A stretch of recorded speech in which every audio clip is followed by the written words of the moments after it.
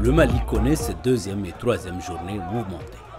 Les actions résultantes du mouvement de désobéissance civile lancé par le M5 RFP continuent de susciter des affrontements entre groupes de jeunes et forces de l'ordre.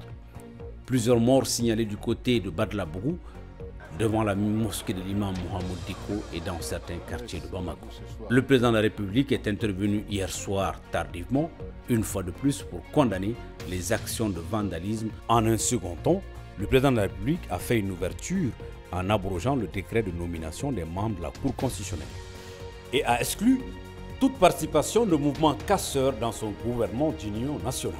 Les réactions n'ont pas tardé à se faire entendre, aussi bien du côté de M5 que du reste de la classe politique. Pour Modibo Kadiogé, ancien ministre de l'Emploi et président du parti APM Maliko, cette ouverture du chef de l'État est en soi une violation de la loi. Pour Soumaïl Boué Maïga, qui parle dans un billet à la chaîne BBC, il parle d'une réaction tardive du chef de l'État.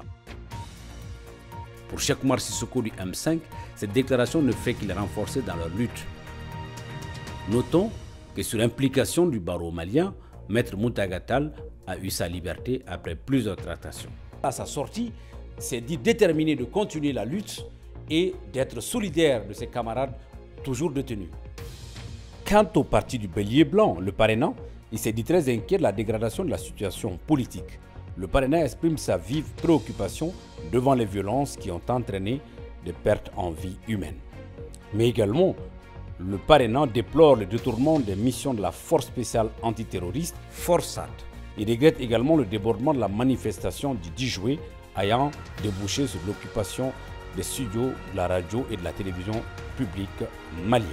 Quant au parti CODEM, il se dit profondément préoccupé par la situation socio-politique que notre pays traverse en ce moment. Et en somme, le CODEM appelle à la démission du Premier ministre pour donner tout son sens à un gouvernement de large ouverture. Aujourd'hui dimanche à 14 h, le M5 RFP enterre ses morts de l'affrontement d'hier soir devant la mosquée de l'imam Diko. Quant à l'imam Diko, il a tenu à s'incliner devant la mémoire des disparus tout en lançant un message d'apaisement et de retenue à l'attention des jeunes et de ses militants afin de mettre le Mali au-dessus de tout. Mais également a été ferme quant à la motivation et à sa détermination de continuer le combat qui a été enclenché par ses camarades et lui pour un Mali émergent.